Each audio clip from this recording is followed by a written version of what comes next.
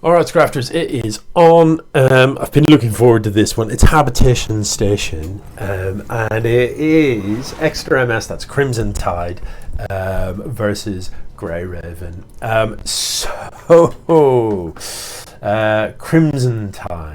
CrimsonTide. Third go at the StarCraft tournament.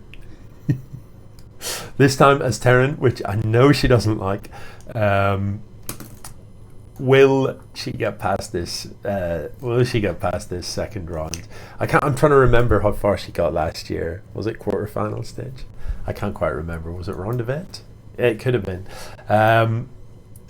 Anyway, let's see what we've got in store.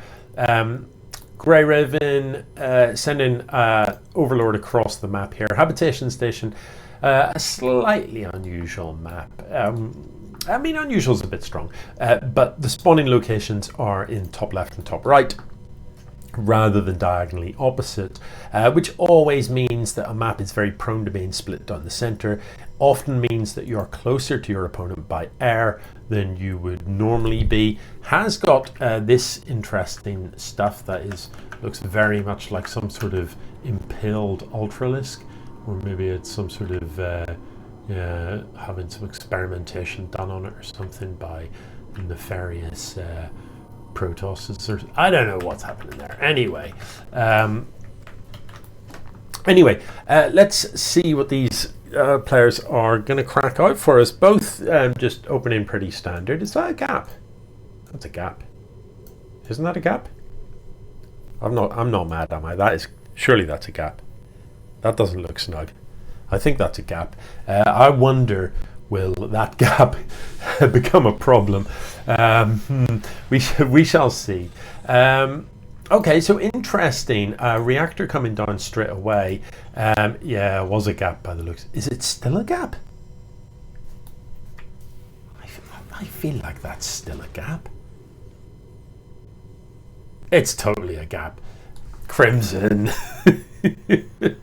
Is she going to regret that, or a bunch of Lings going to find their way in? Anyway, Crimson's been scouting, which is great. Has come in, will be relieved to see the timing of the hatchery and pull.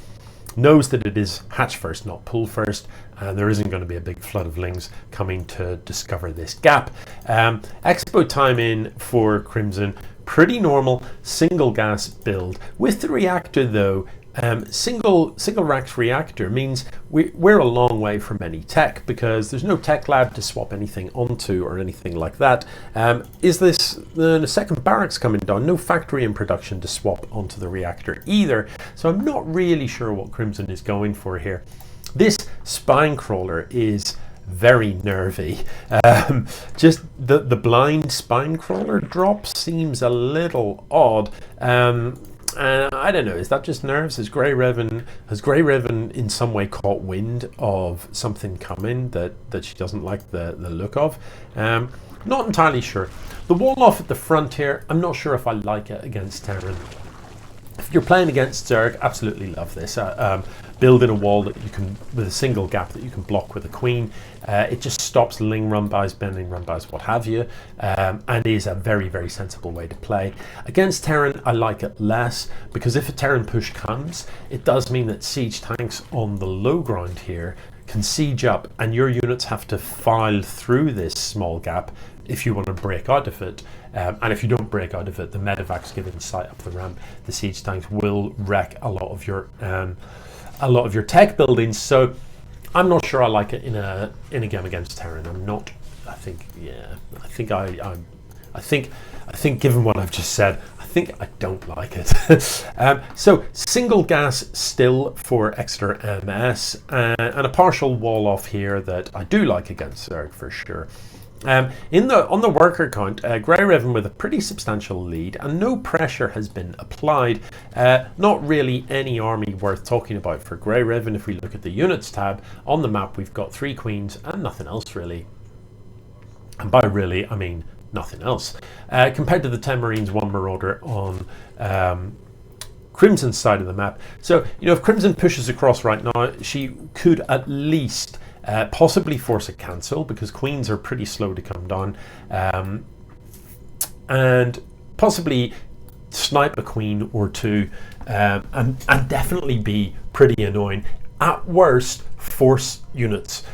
It's worth remembering when you're playing against Zerg that pushing in and forcing the Zerg to build some units is a win in the early game, because you turn up and you apply a bit of pressure. Even if you don't really kill anything, if you make the Zerg churn out a round of lings, if you think about the way Zerg operates, you wait for these little things to come off your hatchery, and all of a sudden you have 5 larvae to spend. So I've mentioned this before. It's that idea that as well as managing your minerals and gas, you're managing your larvae, and you've got to choose: do you turn those larvae into workers? Do you turn them into units? In the early game, you want to be building workers. Everybody wants to be building workers. You want to expand your economy and get to that sweet spot where you've got so much income that you can just turn your larvae into units on the continuum, get your upgrades going, etc. So by pushing in and applying a little bit of pressure to the Zerg, this is why people, build the early Reaper or whatever, and force the Zerg to crank out a handful of lings. 6 lings is 3 workers that don't exist. So that's kind of what you're aiming to do with that early pressure. You're not real. I mean, if you can get a kill, if you can kill a worker, if you can kill a queen, awesome. But even if you don't, you're still getting value from applying that pressure against Zerg. If you leave a Zerg unchecked, they will simply consume the map. They'll get up to 80 drones. They'll have such a large income. They'll drop a macro hatch or 2, they'll have 5 hatcheries, a huge income, and they will just swamp you with units because they can out-expand you so much. They can build workers faster than you, they can expand faster than you, because bear in mind a hatchery is 300 compared to the 400 it's going to cost you for an orbital. So, Zerg likes to expand. Zerg wants to spread, get the creep spread out, get the hatcheries everywhere. You have to bear in mind as a Zerg, it's not like building a CC. You build a CC that basically provides economy, and that is, at 400, that is sort of 2.5 barracks or whatever, or a factory that you didn't build, a barracks and a starport that you didn't build. Because you've spent it on that. But as a Zerg player, once you've got your single tech structure for building whatever, a Hydra den to allow you to build Hydras, you need more hatcheries in order to be able to spend your money. You want more hatcheries because that is a production structure as well as, if you like, a revenue, a means to gain an income. So, that's why Zerg expand more than everybody else. That's why Zerg always wants to have one more base than their opponent. And what you need to do in the early game when you're playing against Zerg is to slow that process down, is to prevent that spread from just spiraling out of control so that you can keep pace with it, at least to some extent.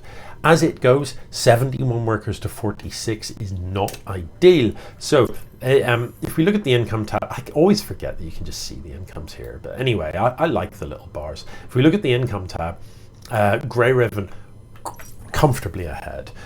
Army supply, however, is much more comparable, but a lot of that supply is marine and it is under provisioned by medevacs. Now this is, this is actually a tech lab. I was expecting reactors so that we could get these medevacs out 2 at a time. So extra MS, CrimsonTide here in desperate need of more medevac production, because having this many Marines is great, but Marines are squishy without medevacs.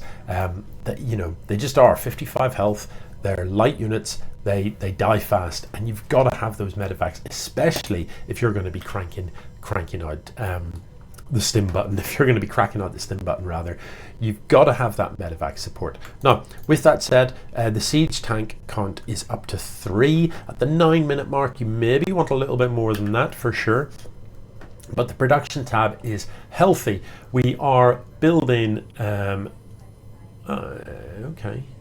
What upgrade is that? What is that? What?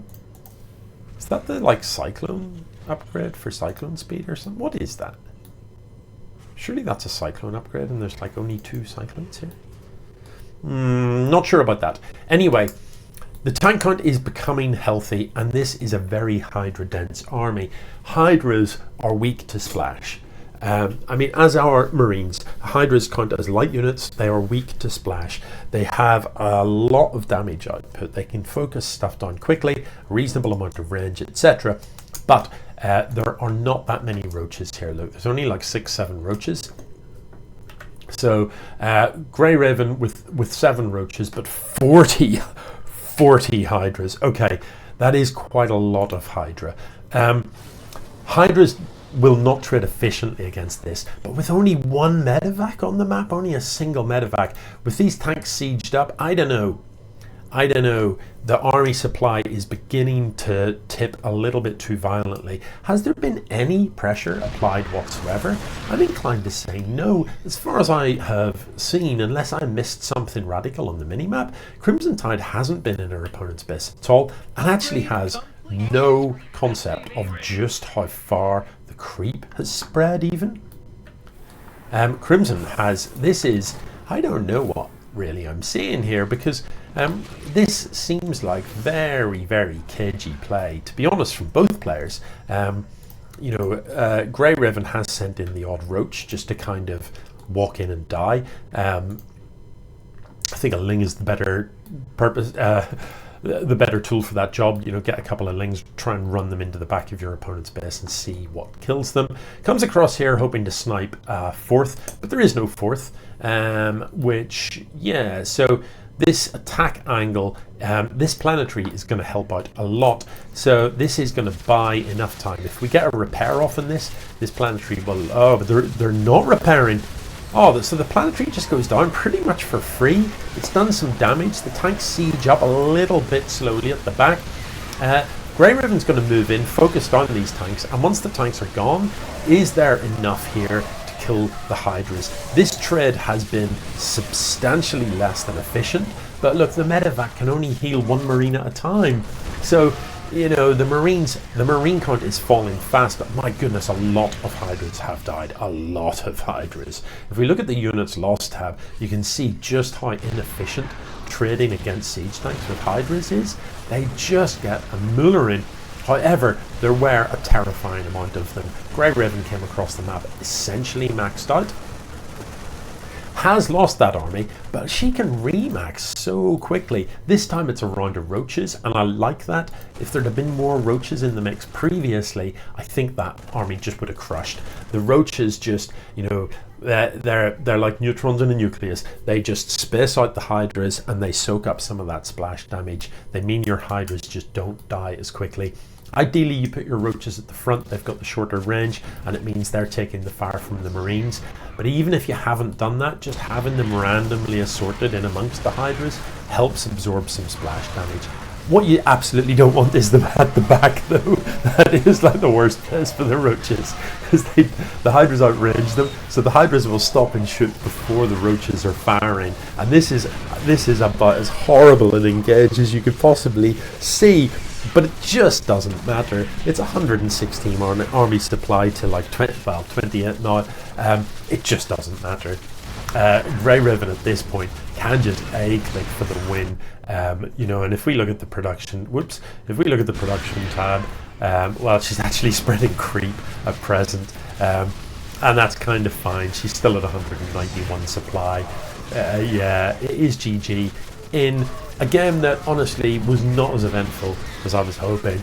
I really, you know, Crimson, I was really expecting to see much more harass. I want, you know, where were the Widowmine drops? Where was the Blue Flame Hellion drops? Where the Cyclone harass? Where was the Reaper harass? Where was any of it? You know, sitting at home nervous, waiting for the Zerg to come at you is generally going to be a mistake. Anyway, GG.